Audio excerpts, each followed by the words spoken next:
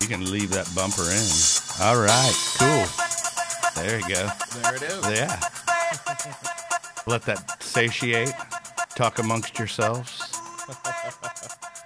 Thought we'd feature a different Kelly Reverb track, go way back on this one.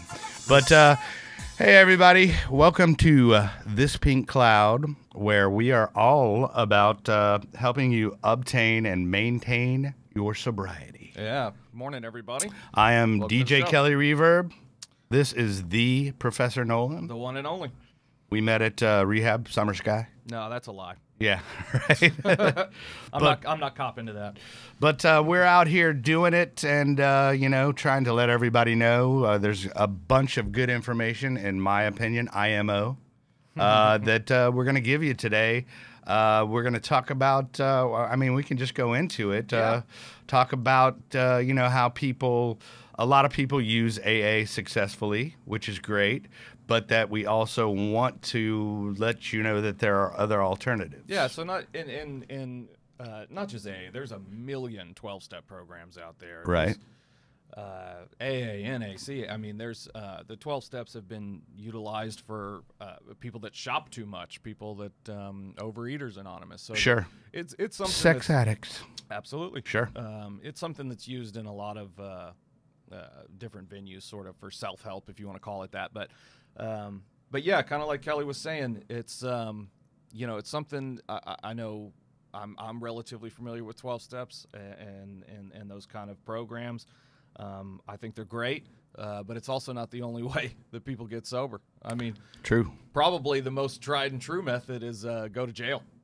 Yeah. Go to jail for a little while. Yeah, that'll get you sober, right? Yeah. Unless you're hooked up with the toilet wine industry. Well, and I say that as a joke, but I also mean that seriously. That a lot of folks. You've gotten straight in jail, right? Sure. Yeah. Well, a lot of folks will go to jail, and then there are the state is trying to get better about offering about first noticing when someone is a drug addict or an alcoholic. Right. And that's what they're just like, just throw them in isolation and let them sweat it out, dude. Here's a blanket. And then, and then also, offering help in there. There's ministry work that happens in prisons. There's 12-step meetings that are taken into prisons. There are programs. So basically, if you're an addict or an alcoholic, go to prison. Right? That's what I'm trying to say. No, I just mean that it's it is a stopping place on the journey for many an addict and alcoholic, and it's one place where people can get some help. Sure. Well, hey, let's talk about. We'll go into that a little bit more about alternates, but let's talk to you a little bit about 12-step action. Okay, sure. And I mean, you and I both use it personally. Yep. I think you're a little more deeper into it, and you're definitely a big booker. And I'm a deep thinker. But yes, I'm an intricate and complex guy. No, yeah, you are special. Well, for it's sure. something that I was exposed to at a very early age. I mean, I had a problem with alcohol and drugs by the time I was, 14. Sure. So it went off the rails pretty quick for me. Right. And it was something I was exposed to at an early age, and I've incorporated it into my life as much as I can, to varying degrees of success, a lot of success at the moment. Sure. But yeah, it's kind of like we were saying. There's a lot of different I don't know, abbreviations out there. Something A. Yeah. Depending upon your specific deal, what your your addiction is. But I mean, what I like about it is that anybody that is addicted to really, any substance can go. A lot of them do go to AA, Sure. Just because basically that's what it's fundamentally based on. And I'm not discouraging the use of AA whatsoever because it works for a lot of people. And, I use it to, as you say, stack the deck in my favor. And the more sober things I do, the better off my chances are of not relapsing. Yeah, it's a good way to look at it. There are some tried and true methods out there, and that seems to be one of them. But, I guess what I would say is that there's a lot of different avenues to sobriety out there, or to recovery.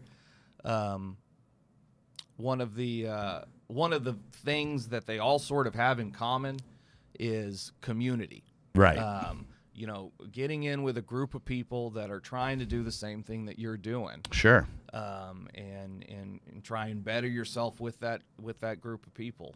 Well, I think, you know, and what you said, I love the word community, because that is a huge part of your recovery, or even thinking about recovery. So even if, I mean, honestly, I went to plenty of AA meetings, feeling just fine, if you will. What do you mean by I that? was not blacked out, but I was definitely strongly buzzed. Yeah. Got a little face tingling going on. Yeah. Little more. And then, smiley of than course, you normally they were going through the 12 traditions, and I'm like, crap, man, my vodka's in the car. would. I did at least respect it that much to where I didn't bring it in the building. Preoccupied a little bit. Right. I understand. Yeah. You know, yeah, the community is an important aspect of it. There's a practical reason of a lot of people when they get sober, most of the friends and whatnot that they have at that point are drinking and using drugs. Sure. So that makes it difficult. Not impossible. There's exceptions to every rule, but difficult to maintain any kind of sobriety if you are hanging around folks that are drinking and doing drugs all the time. Sure. So finding some new people that are trying to walk that path from that practical standpoint is important. But I think there's also something else that goes on, just to sort of Well, I think relating to somebody else that has a similar problem that you do, I think it's, you know, I mean, like I've sat in many a AA meeting, and I'm like, yeah, that's me. yeah. That's my story. So it's definitely. Yeah, there's perpetual uniqueness is a good way to put it, right? Right. Like most alcoholics and drug addicts kind of have this feeling or this notion that they're the only ones that are going through this, or the only ones that are this bad. Or Right. struggling Yeah. this Nobody, much. nobody stashes vodka in water bottles Yeah. and, you know, keeps So- it in their side door of their car, you know? So getting out of your shell and meeting some other folks that have been through similar stuff, or Sure. currently going through similar stuff, that's important. And you know, 12-step meetings is a good place to do that. There are other places. We were talking about it before we got on air, but Right. Well, I can go into actually a list You of got a little list? what we have coming up on the Sure. show. So I'm excited that we're getting actually professional here a little bit, trying to. I don't know about But this. yeah, but I'm no, out. we have some really exciting guests. You know, not including Curt today, but Yes. so we have the girls from the Phoenix, Dallas, which it's actually a nationwide nonprofit, and what they do is do sober events. Rock climbing, yoga, Yeah. everything you could think of. And they'll actually go scoop people up from rehab centers, do events with them. But then they do tons of events outside of that. So we're excited to have them on next week. Yeah, just having fun in sobriety. Right. That's a big thing. And then we also have my new friend Leanne, and she is actually with sobriety.ca. She has a really killer website that she developed, and she's all over social media, kind of like me, you know. .ca. What is this? Is this foreign country? No, I was like, what is that, California or something? It's California. But no, Right. she's actually out of Halifax. Canada. Yeah. Our neighbors to the north. Exactly. And then we have Gia Francis from Sobriety One Day at a Time. It's a group I just found on Facebook. Okay. Speaking of community, she has about 43,000 people on her Facebook page, and she is just a straight shooter, I tell you what. Yeah, I mean, look, there's a lot out there, especially in social media formats. You know, Oh, by the way, people welcome getting to social media. I made Nolan actually create a Professor Nolan profile on yeah. the Facebook. I'm on the dark side now. I've crossed over to the dark side. It's where all the power is. Right.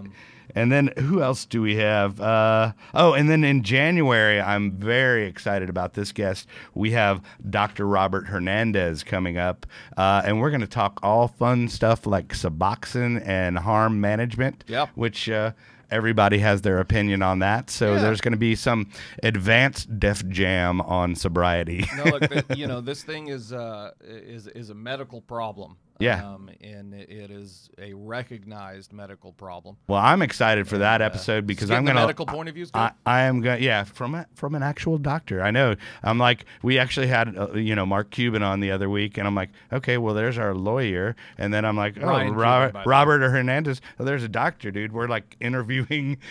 We're just two addicts that are like having a show and interviewing people that are sober and doctors and lawyers, and I'm like, wow, how did that happen? But anyway, I guess we want to kind of get to our guest today. Yeah, we can jump into it. And this is one of those outside sober activities outside of AA that I was telling you about.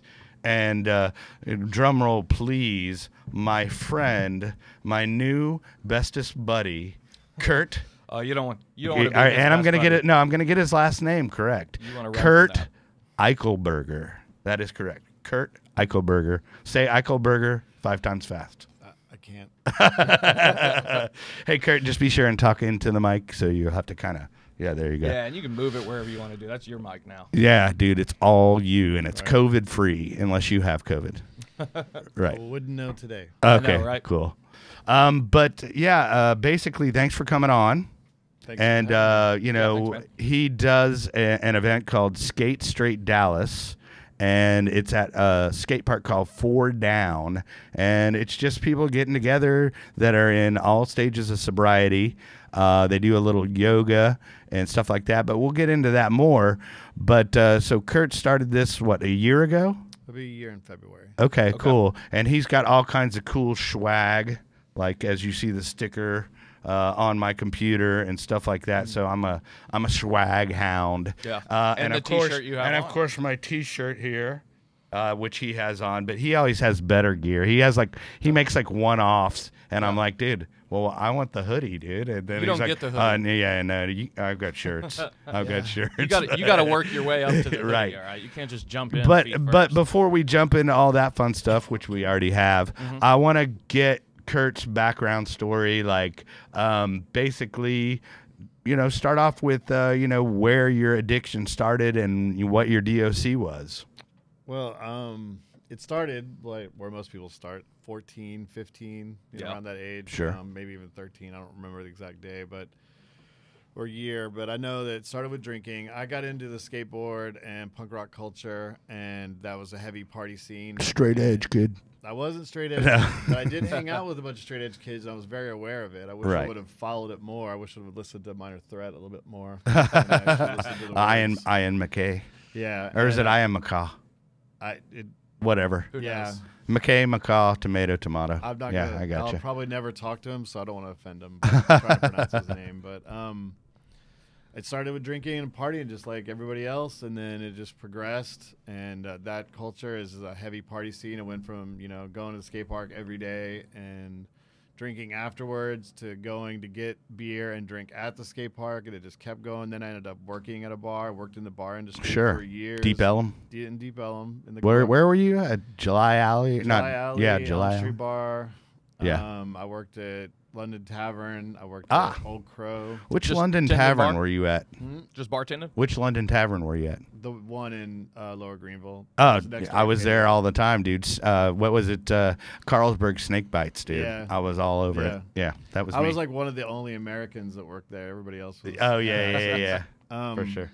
But yeah, I stayed in that scene for a long time, and it just got worse and worse. And then, as I got older, the party didn't end. I had kids, got married, drugs went away, but then the drinking just always stays as a constant. Yeah, that's a common thread. And then it got to a point my wife had a family member that died in a drunk driving accident. Hold on. Who's your wife? Stacy? Stacy. Stacy, hi. Shout out to Stacy. There you go.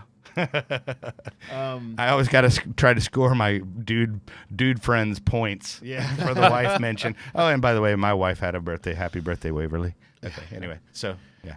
So she had a family member pass away. It was her brother, and she basically had just quit drinking. And I didn't want to continue drinking in front of her, so I started to hide it. Hiding and lying turned into guilt and shame. Guilt and shame, it progressed, and I wasn't drinking anymore for fun at all. Actually, no one knew I drank. My family didn't know I drank. That my friends didn't That know you I wouldn't drank. even casually have a beer out. If You I would went just out- say it was your dirty little secret. Yeah, as Yeah. everyone assumed that I had quit drinking pretty much like my wife did. Ah. And so no one ever saw me drinking. No one ever knew, and it just that spiraled out of control, and it just got worse to where it was like every 2 hours I was drinking. Yeah. And I mean, waking up in the middle of the night. But to go- nobody, I mean, your wife couldn't tell. I mean, because usually wives are pretty intuitive about Yeah, that. my wife and was. She had busted me a few times, and it caused Sure. a little rift. But she never told anybody. She carried that burden around. Oh, yeah. The whole time, and never exposed me. And then it came to a head one day. She, it always that argument. You're drunk, and I'm like, I'm not drunk. And then there'd be an argument, and I was. I'm drunk. not drunk. Come on. And I just fell down for no reason. yeah, and I left the house, spiraled out of control. Uh-huh. Did a bunch of just drunk things, went out, drank in front of people, which was a big shocker. People started calling my wife and going, "Hey, Kurt's here, and he seems drunk and drinking a lot." And Yeah. because I was like, "Screw it, I'm doing this. I don't care what anybody says." And Yeah, it's done now. Let it loose. and Yeah. that went on for about 4 or 5 days, and then I finally called home, and she said, "If you want to come here, you got to get help." And I, over the 30 plus years of drinking and doing drugs, I never attempted recovery. I never went to rehab, never went to AA, didn't know anything about it. Did you really. even try to like pump the brakes or dial it I back, mean, or were I'd you always just was like Sure. you'd get a good day or two in? Yeah, it was Yeah. like stomach flu when I'm really going through withdrawal. Yeah, right. And I would always try to like do it myself, and it would work for about 3 weeks. Yeah. Just sort of like- Yeah, that's the magic number. Isn't yeah. it? And then Yeah. you go, I feel great. You know, it'd be better. Being drunk again. Yeah, get a little buzz. A How, little buzz. how long were you in that sort of hiding it mode? About 6 or 8 years. Yeah, that's Wow. And to hide alcohol like that, that's difficult to do. And It's yeah. the stress. It's a terrible way I to mean, live. waking up at 5 or 6 in the morning, having to drink because you need to drink right then. Your body wakes you up to go drink, and then Yeah. I had to think about how I'm going to get bottles back in the house. I'm going to get the old bottles out of the Oh, house. yeah. How am I going to make sure my wife doesn't see me, the kids don't see me, and how am I going to do I my job? I all love day? I love the bottle shuffle. Yeah. Dude, Yeah. I've done that a many a no, time. it's a rough way to live. Yeah, it I is. relate. I did mean, something similar for if you break about 4 down years. what you're doing and how much time you spend on thinking about that, getting the bottles out, getting the bottles in, how you're going to drink, how you're going to sneak drinks in while people are all at your house, and no one sees you, and then I added it up. It's about 8 to 10 hours a day. So Dude, basically no, it's like- a job, right? It's taking yeah, on another exactly. full-time job. Yeah. and it was when you remove that, that's what a lot of people struggle with is like now Filling they have that time. They have all that free time. What do they have Oh in that time? yeah. And it's not just filling the physical time too. I think it's a lot of filling the mental time. Right. Like, it for whatever reason when you were talking, it made me think of how I used to always make sure I was keeping a good physical distance from people because I didn't want the smell of alcohol. Oh to- yeah, or chew a lot of gum. I So- was a dentine fireman. I can't tell you how much brain power I used just making sure I was at a, just Yeah. waste of time. Sure. But yeah, like you said, that time's It got to be was- filled. Yeah, and that caused anxiety, which later when I was going through my last spin out, that anxiety level shot through the roof, which I ended up having a manic episode, which I'd never had before. I didn't Yeah. even know, I grew up in the family where it was like, if you fall and you're like, if you can move it, it ain't broke. You don't have- rub some dirt on it. Yeah. yeah, kid. you don't have mental problems. Just get your crap together and go, whatever. And Sure. I grew up with that mentality. I'm like, I didn't know what was happening to me, except for I wasn't sleeping and I wasn't doing drugs. And Yeah. I was just basically having a hardcore freak out, and it ended up being a manic episode brought on by anxiety, which if you have anxiety issues, Sure. alcohol makes it worse. And Oh so yeah. it Well, just- no, it makes it better for about 3 hours, and then you have to keep it going. yeah, well, then you have anxiety Yeah. because all the problems you had before are still there. Now Yeah. you're just dealing with them hungover or trying Mhm. to get booze Oh, on for top sure. of all your old problems. And physically and chemically makes it Yeah. a lot worse Right. too. Yeah. So I went to a rehab facility. It was faith-based rehab facility, which was hard for me because at the time I still consider myself pretty much an atheist. Uh-huh. So wrapping my brain around the higher power was a big deal, and to the point where everybody that I was in rehab, like all my counselors and stuff, were like, you don't have the coping skills to stay sober if you don't believe in a higher power. And I was like, I just don't believe that's true. Yeah. But I still read the big book. We did 2 classes a day, 3 classes a day, plus 2 AA meetings a day, every day for 30 days. And then I got out and I was like, there's got to be more out there. And that's when I really dove hard into researching all different types of recoveries. That's what I found. Yeah. Smart recovery. We were just talking about that. Yeah, So refuge recovery. yeah, well, why don't we tell the people what smart recovery is? Why don't you? I'll let the experts tell the people. Yeah, well, you probably have more experience with it than I do, but my understanding is smart recovery is essentially it uses the idea of like meetings and community, but sort of less emphasis on God and higher power than there might be in like 12-step work. But I've personally never, I think I've only been to 1 or 2 smart recovery meetings, so you would probably be better. Right. I'm a certified facilitator. There you go. Yeah. So yeah, what it is, it's basically based on it's self-managed and recovery training. That's the acronym for SMART. There we go. Those acronyms we were talking about. Yeah. So what it does and what I kind of emphasize in my groups is behaviors and habits, changing behaviors and habits, and how you could change those behaviors and habits. It's taking like learning coping skills and cost benefits analysis. Is basically like a pros and cons list, and AA has like the play the tape in your mind before you take a drink. What's going to happen? Like it's the same thing. Cost benefits is sort of the same. It is just more of a scientific medical look at it as opposed to just using a higher power. Right. And it's honestly for me, I went to AA even though I didn't have a higher power. I still like the fellowship and the people. Well, there's a whole chapter of atheists that do go to AA. So. Yeah. Well, I think I think a practical approach is kind of what I'm getting out of what you're talking about. A very practical approach. I think AA has, and I don't want to just single out AA, really 12 steps in general. While it may not be in the literature a ton, it is in there some, but adopting that practical approach and changing behaviors and that kind of stuff, that's a big part of the fellowship. I mean, it just works. Yeah. I mean, it does, and it's, habits and behaviors is what I really emphasize with my groups, and changing habits and behaviors. It's basically replacing all, like we're talking, the routine, the program you were in before with the program of drinking and getting drunk, and then changing that to a positive, more, a behavior, just taking that habit and changing it to something that's positive. For me, what I always say is something so simple, just the act of like thinking about what you need to drink, going to the liquor store, buying it, coming home, making sure no one's around. Like that is a routine. You're in a program. By the way, did you know the people at the liquor store? I was so smart in my drinking. Hey, what's up, dude? Yeah. I love the quote marks. Yeah. I lived walking distance from 3 liquor stores. Yeah, sure. And my brain, so you would rotate liquor no, stores? I never went to those. Oh, okay. Because I didn't want to walk in there with my wife and then go, "Hey, Curt, I know." Oh, yeah. Like, what's up, homeboy? Yeah. You're regular, usual, sir. I would bounce around to different liquor stores. That way, no one ever knew who I was. I didn't want them to ever, because in case, what if I happened to go into that liquor store and buy something? I actually with somebody. I didn't want them to know me. I actually had 3 that I would go to just so they wouldn't think because I'm worried about what the people behind the counter think of me at the liquor store. They're gonna think I'm an alcoholic. Oh shoot, maybe I am. Man. If you're there at 10 a.m., there's probably Well, the 10 a.m. and the 9 p.m. Yeah, you gotta. That's all that brain power.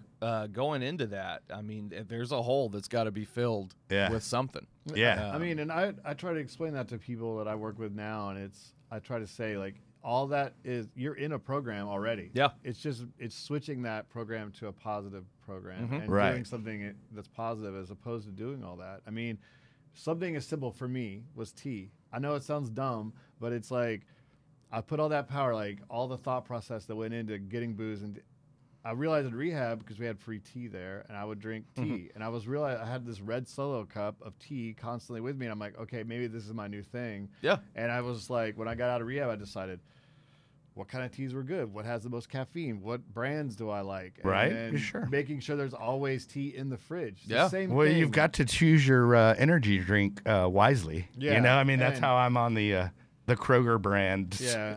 But no, yeah, you're absolutely right. I mean, it's occupying that space in your brain, that sort of obsessive space that can go there and put in something positive in that hole. Well, yeah. And people tend to think negatively if you say True, it's got some negative connotations. But if you really obsess about something that's positive, there's nothing wrong with that. Yeah. I mean, there's nothing wrong with obsessing over wanting to learn about recovery. You should Sure. learn about it. I mean, I'm surprised at how many people are in recovery that don't know there's other options. Yeah. Oh yeah, and that's why I love having you on the show.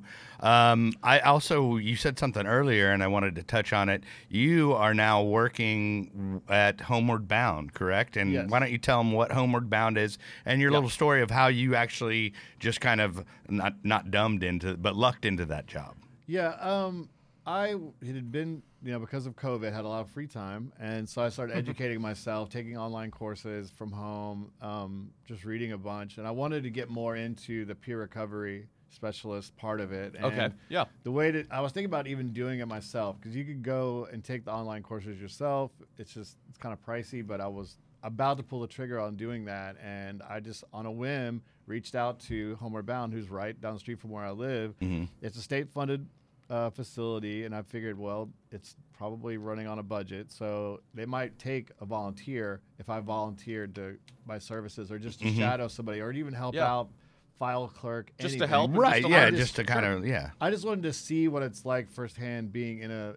You came in with the intention of shadowing somebody. Yeah, and that was my intention. And then we started talking, and I explained to her what I did with Skate Straight, what I've done in recovery since I got out of rehab, and they said, well, how about you just work here, and we'll train you up to where you need to be. Sure. And I was like, they said usually we wouldn't hire somebody that has 1 year sobriety.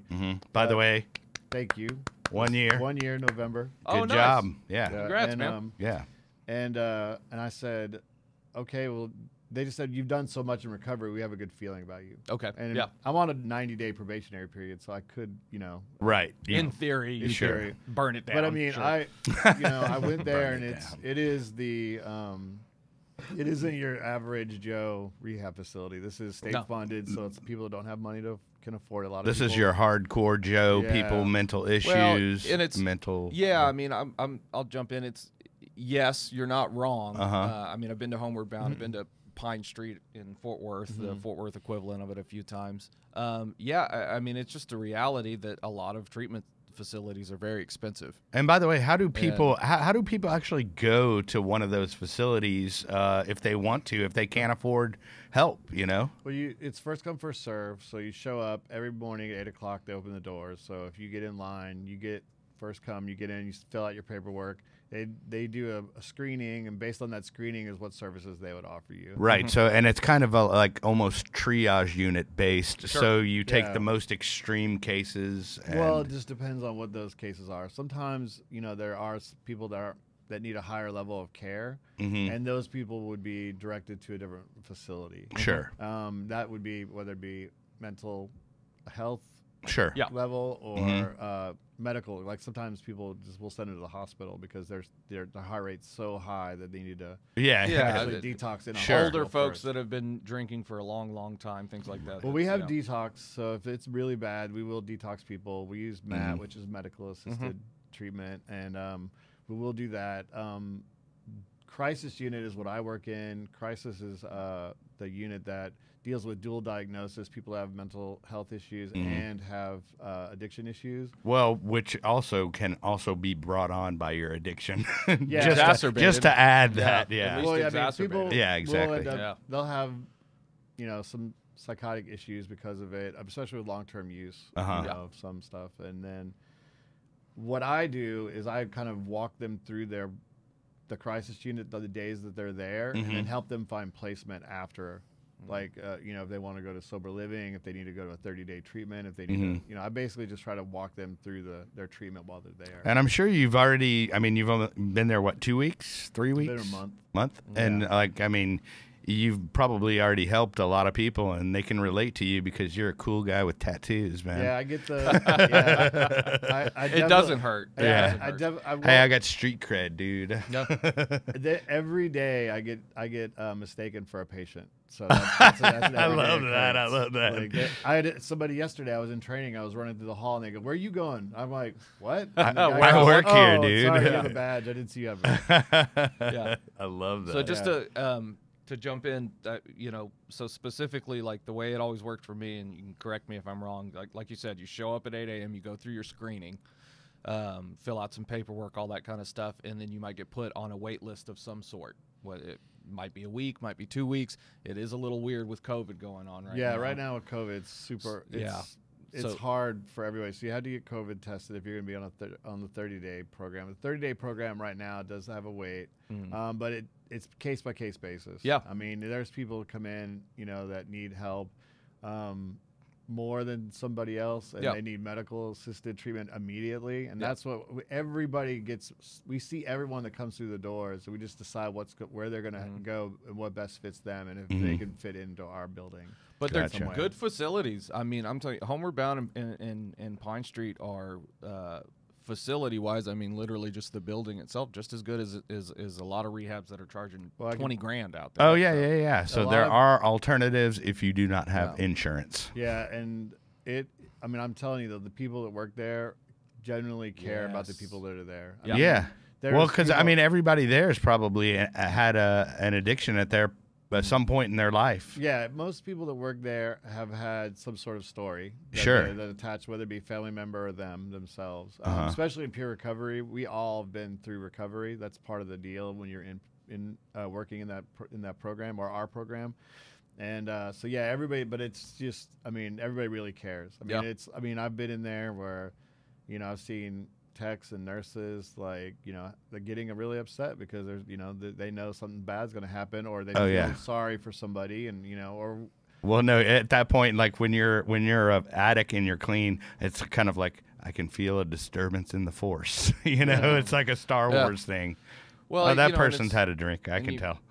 You figure out that helping people is a huge part of your recovery. Well, yeah, I mean, it's A helping B helps A. Yeah. I mean, that's exactly what it is. I agree. I mean, and one of the biggest things that I could take away from AA is service work. And I say service work, it's not washing coffee cups and making coffee, cleaning toilets and at the AA building. I right. mean, actually getting out and helping other people and not expecting anything in return. Yeah. Right. It humbles you. It sure. puts you, I mean, and I mean helping in any way, shape, or form. Not just people in recovery. I mean, helping, you know, absolutely. I'm a big advocate for volunteering. I mean, when I was in my active use, my wife volunteered all the time, and I was a slug sitting there on the couch watching sci-fi, not doing anything except for drinking. And now I look back, and I mean, she was always the saint that was doing all the great things, and I get to feel that now, and it's I couldn't believe. I mean, you were missing out. I mean, night and day. And I think if I would have even followed her to volunteer, it may have curbed a lot of my. I mean, I don't know that, but I mean, now I get to be a part and be of service as much as, I mean, I'm lucky to get to do that, because I mean, there was a time where I wasn't. The doctors told me when I went into rehab that if I would have continued on my path, that I would have had weeks, not months, years. Weeks I would have never had a rock bottom, because I just would have died. Yeah. Right. The way I look at it, like for me personally, is that I owe a debt, really, to the human race, if we're being honest. Right. You know, I was a taker for a long time, and I don't literally mean stealing, although that's part that of was it. part of it, right? But just taking people's peace of mind, you know, all of that. So anything I could do to give back to maybe balance those scales a little bit. And I mean, during addiction, you are not you are not who you are, and definitely, you know, you're self-centered, and it's all about, and it's not even really like an ego-driven self-centered. It's more of a, hey, I need this, and I have to do it. So but the actions are still out there, and they still have repercussions. I definitely believe it was all about me. I mean, that was all I thought about it. What I can get, how I can get it, and I don't care about the other person. You know, like handing change to somebody on the street when I'd go, change comes from within, and walk away laughing because I thought that was funny. Yeah. And now the irony is I'm working with people that are coming off the streets every single day, and I actually genuinely care about their well-being and trying to help them. Right. I mean, it's been a huge change for me being able to do that. Plus working in Skate Straight, I'm working with people that are also in recovery that may be struggling. I always say Skate Straight is like sometimes recovery training wheels, like for people who want to dip their big toe in recovery, but they're kind of scared. So whether they never go into a room in AA or any sort of course, everybody there, and I love the segue, but everybody there is really unassuming, and there's no judgment. I mean, because just last Saturday when I was there was a kid that was not sober, and he was struggling with it and super nervous, and I'm just like, here, dude, here's my number, call me, you know, just. And I'm going to hit him up and try to get him to come out again. And then there's guys that, you know, like me, I'm like, what, 142 days sober. And then Kurt's got a year. And then, I mean, we have some old timers there too, right? Yep.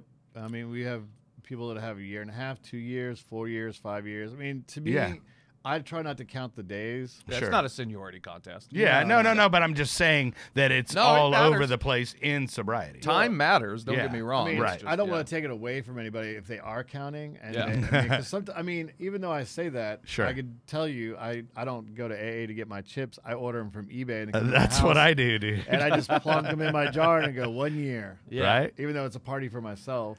I look at it as like a little merit badge for like Boy Scouts or Cub Scouts. I got the pat. There's nothing wrong with celebrating that time. Right. No, and, I mean, and it's a celebration within my own self, but I don't, with a lot of people get wrapped up in it, and that's what, you know, could cause some people to go back into that guilt and shame. And what I've known with people in other programs is that if they lose, they're like, oh, I got to go back to day one. Yeah. And they'll end up lying to the people in recovery. Yes. And then not tell anybody. So then they're internalizing it again. Yeah. So now they're lying to their family and the recovery family, and still getting guilt and shame, and it's going to progress, which end up hurting your health long term. Do you hear that, people? You need to be honest. Yeah, no, it happens, and you know, it's not a seniority contest, but you do sort of develop that idea that it is. I'm more sober than you, Nolan. Well, you know, no, you bring up a good point. Well, what I try to say, because I've worked with people that have had what I call slips, and there's lapses, and there's relapses. And a slip is when you mess up and have a drink, or mess up and have a couple drinks one night, and the next morning you wake up and you're like, damn, what did I do? I still want to be in recovery, but you know, you pick yourself up, dust yourself off. If you drink every 2 hours for years, and I have 9 months sobriety and I drank 2 drinks, I don't lose those.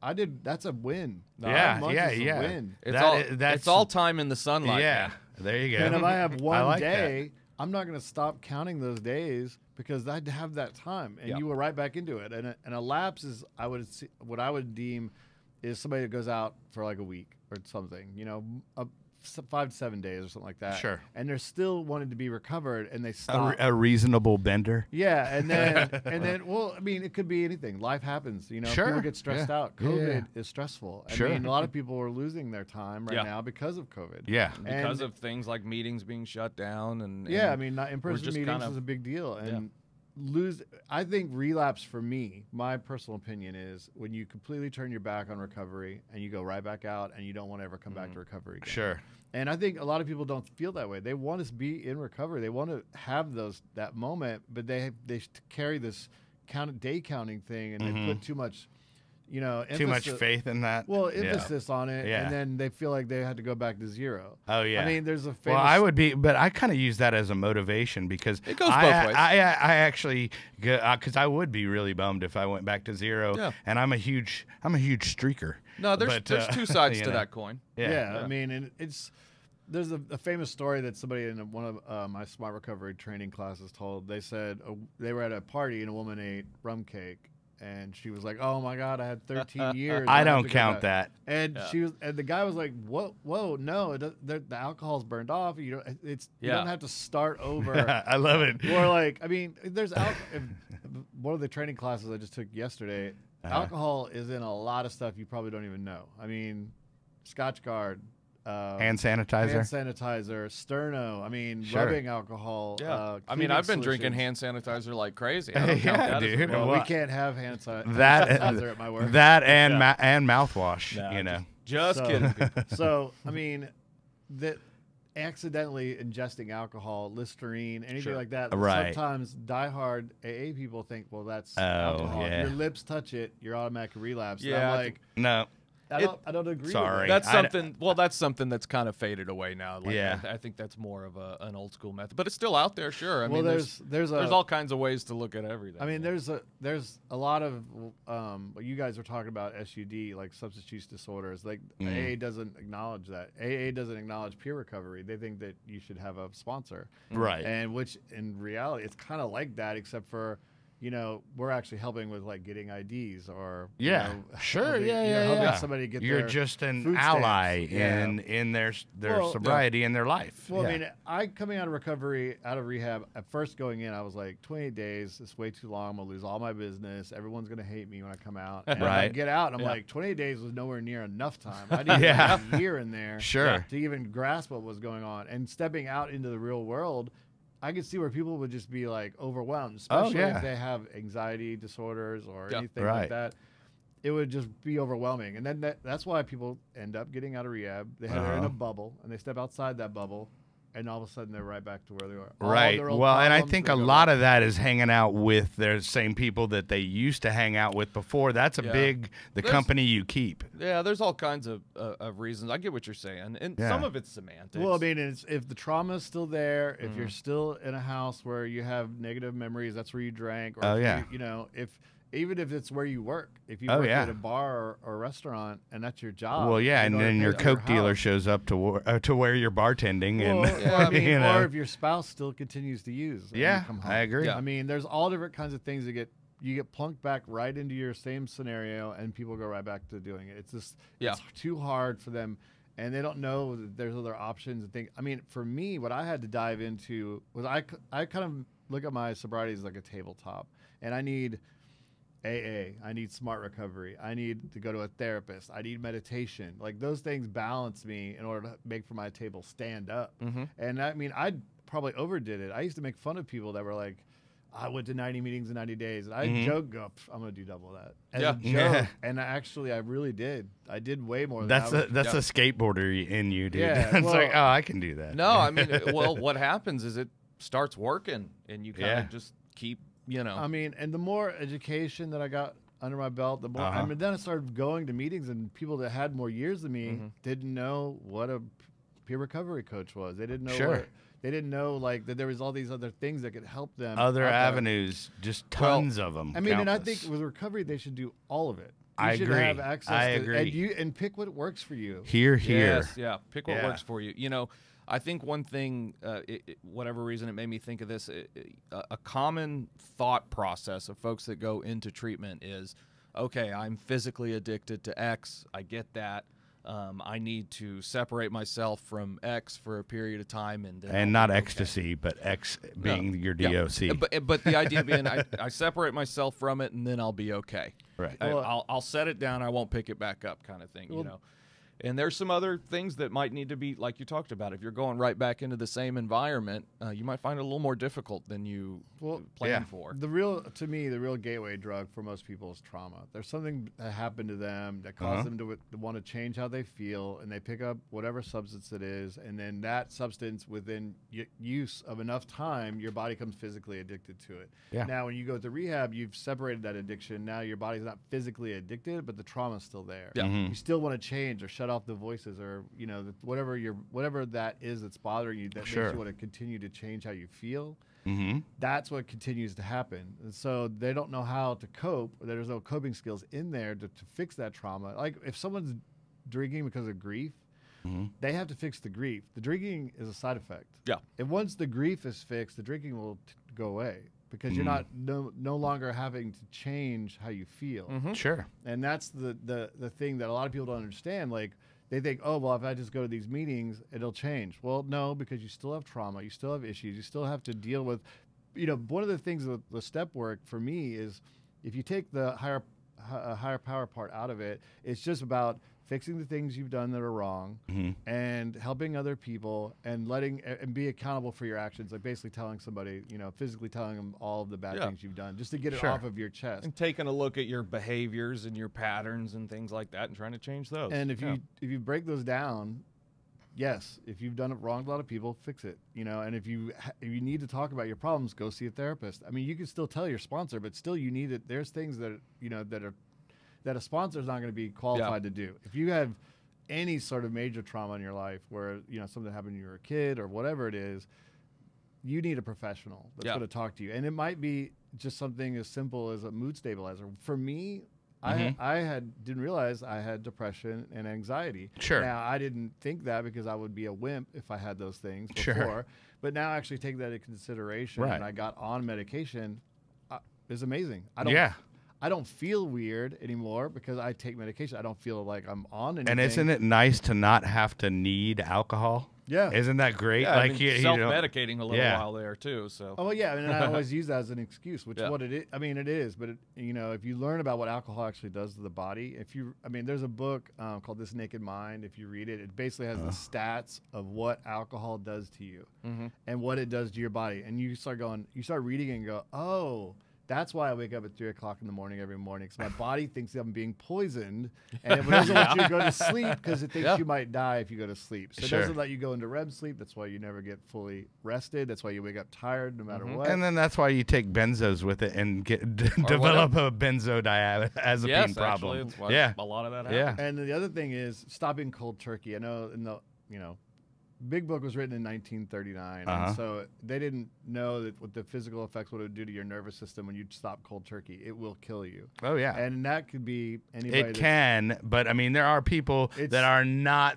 as physically addicted. Like we had our friend Lisa on the other week, and she actually quit cold turkey, but she had somebody there with her to kind of monitor. But I definitely highly recommend anybody just at least go to detox if you're to the point of where you're drinking every day and doing all the sneaky stuff that Curt was talking about. And especially with alcohol, because a lot of times, people assume that it's just the shakes or whatever that they'll have to deal with, but where the real serious physical stuff starts kicking in around day 2, day 3. Yeah, I mean, and then you go through delirium where you start hearing voices, seeing things. Heart rate goes up. That's what your body starts, the nervous system starts reacting, is because now you've taken that chemical out of your system, and then your body thinks it needs it, but also at the same time while you're putting it in, it's poisoning your body.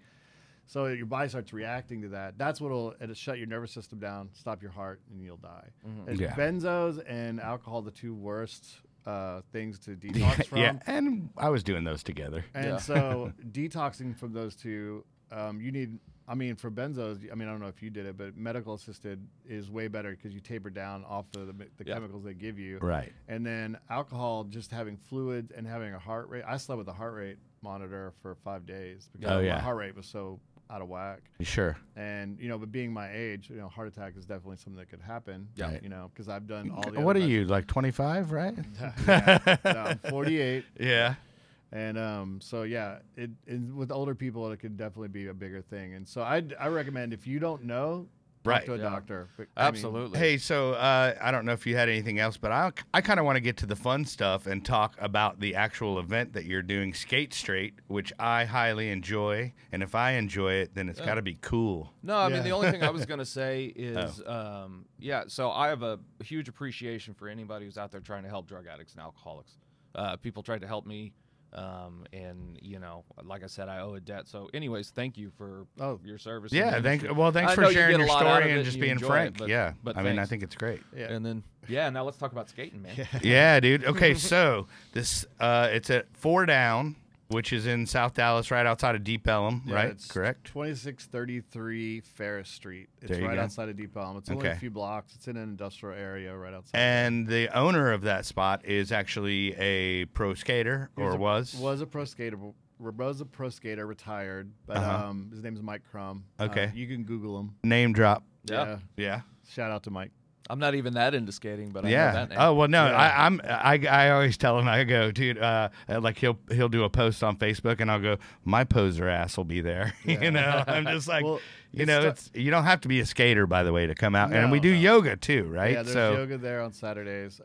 It's we work with Phoenix Group, which you guys talked about we have earlier. Phoenix Group coming on next week, and they do all kinds of sober activities. So Yeah, they're great. So when I was in rehab and I went to a couple AA meetings, and I was in Kerrville or in around Kerrville area, and it was a pretty country town, and I was like, this is what it is. Like, this is my life. This dark rooms with these older rednecks. Right? Yeah. Now, Yeah. I can walk into a room and generally spark up conversation with people. I can blend if needed. Yeah. And it's not that hard for me. But I can see where younger people, and I was in rehab with some younger kids, and I could see them cringe. You Yeah. know, one, they don't get the higher power thing. They don't relate to any of these people in this room. And I was thinking to myself, there's got to be a cooler way to do this. And so my thought was I should do something skateboard related for like the weirdos and the freaks and geeks Yeah. Right. of recovery. Yeah. To one, get them to try it, and two, for people that are anti other programs could come in and have a place to go, or Yeah. go to both programs and have a place to go. Yeah, yeah. So it was sort of like a sober meetup type of deal that I was thinking about in my head, and I got out and I started going to Smart Recovery. I became a facilitator, and I ran a couple of groups at different locations, like I would sub in for counselors or whatever, and I thought, well, I'm going to do this. And then right when that happened, another close friend of me and Mike's had passed away from alcohol-related death. And we were like, I talked to him about it. He said, whatever you want, park's yours. You can have it. Just give me a day and we'll work it out. Cool. And so Skate Straight was born. And There you go. right then I started creating the logo. I worked in graphic design before this. I was an artist in the music industry. And so I did And you designed all this cool stuff. Yeah, so Let's get the important stuff, the Yeah, swag. dude, I love the Yeah. yellow one. Yeah, if you would zoom in on this if you can. Yeah, here. Let's Yeah. get shots. So I started Let's get shots of all I the did the good important stuff, came up with the logo and the idea, and then we got the day and we started. I met another facilitator named Stev. Shout out to Stev. She helped me get in my feet wet in running meetings and being around people and doing that kind of stuff. And then we started doing it, and right out the gate had a huge response. Sure. I mean, like right before COVID, we were doing 15, 20 people every meeting. We became the largest Smart Recovery meeting in Dallas County. Okay. From Sure. the day we opened and Sure. started doing it. So it is technically a smart recovery meeting It's with based- And then business his shirt over program. there. Yeah, it's based in Smart Recovery because we're both facilitators of Smart Okay. Recovery. I actually Show him the back of your shirt, by the way, I have a and the arm, because the arm's the coolest part. yeah. Skate straight, and then the back. Got it? Can't spin around. Oh, it's all good. You're gonna get him choked. By Yeah, the cord, yeah. man. Sorry, dude. I'm gonna spin out of the chair. But those shirts are available at skatestraight.com, right? Skate Straight Dallas. Oh, sorry, skatestraightdallas.com, and you can buy those. And actually, the proceeds all go to your nonprofit. They all go to to help fund our in-person meetings. Right. And I was just telling them we are a recognized Smart Recovery meeting. So if you go to smartrecovery.org, we Mhm. are on there, and it says my name and the skate park. Cool, man. That's And great. So yeah, we started doing it, and it became a huge thing. And the great thing about it is we always keep it fresh. There's no rules. I said this to you.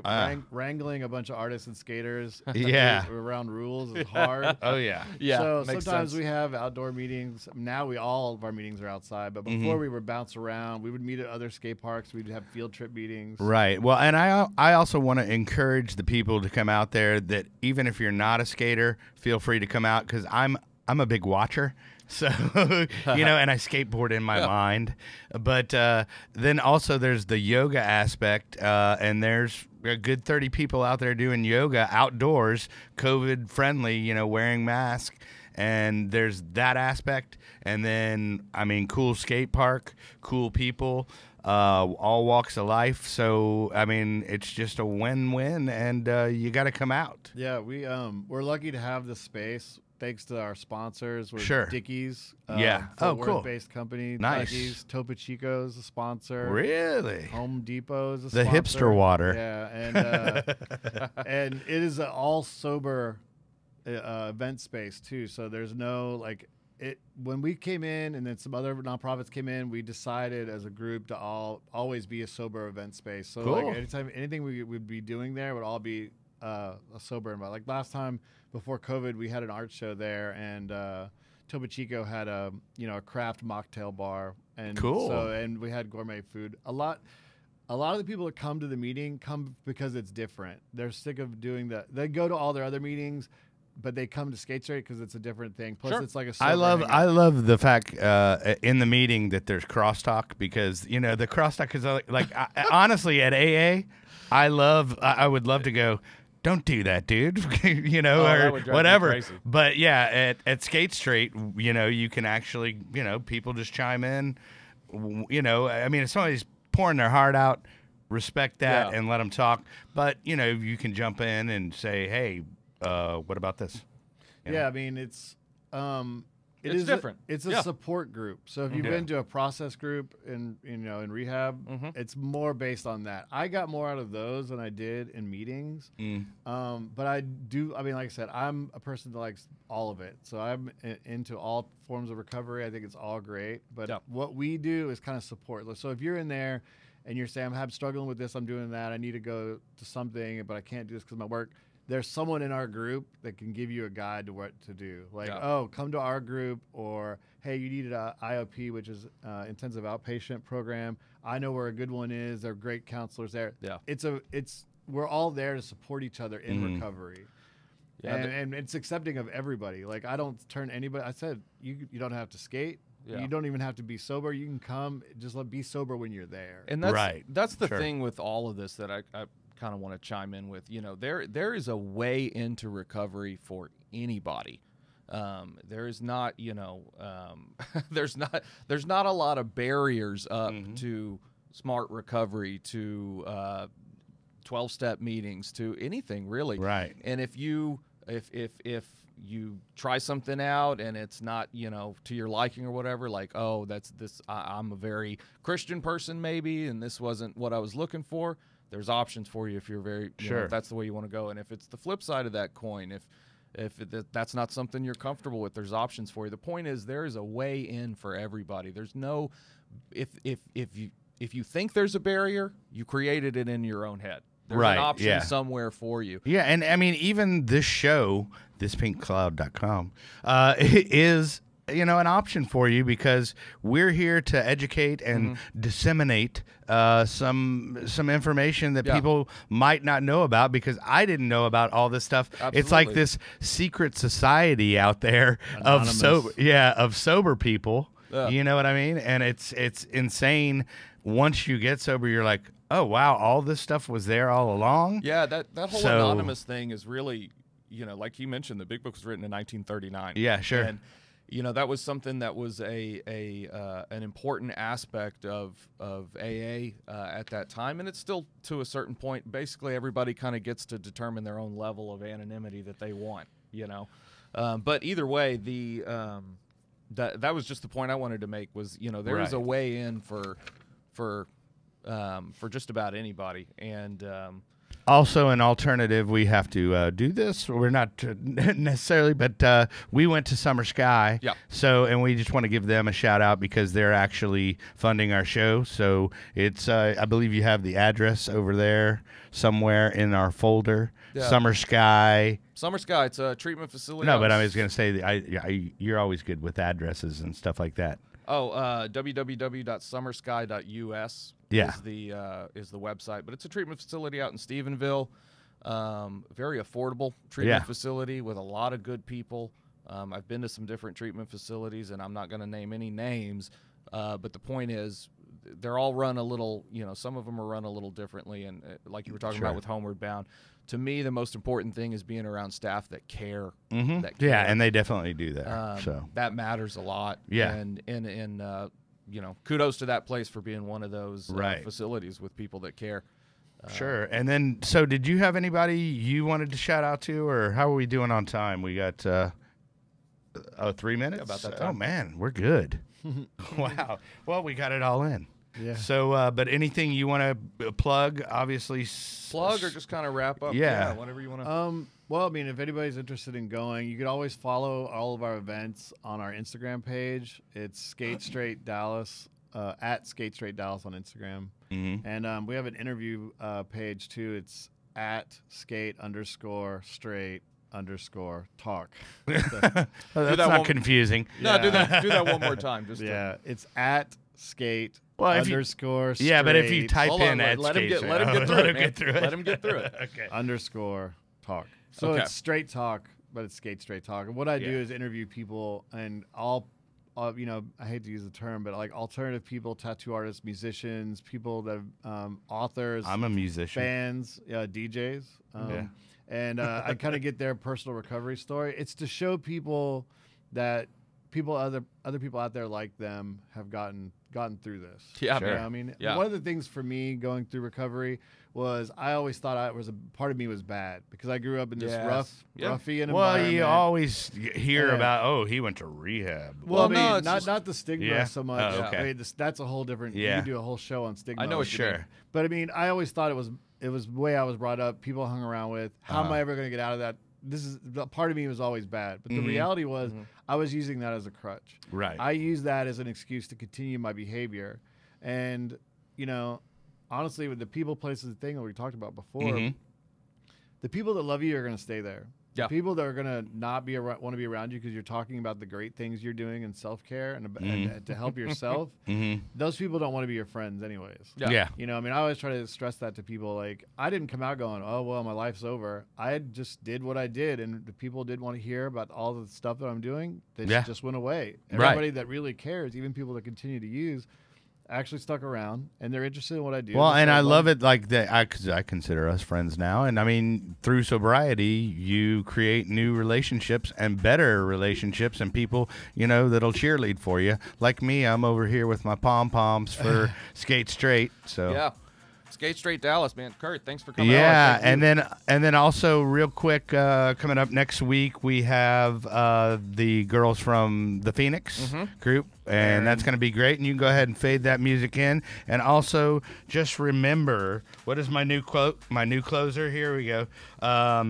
There is no magic pill for sobriety. If there was, we would all take too many. Thanks for joining us, guys. Oh, it said, there is no magic pill for sobriety. If there was, we would all take too many. Huh? Okay. Oh, we got it at the bottom of the screen. Oh, nice. Beautiful. Look at that.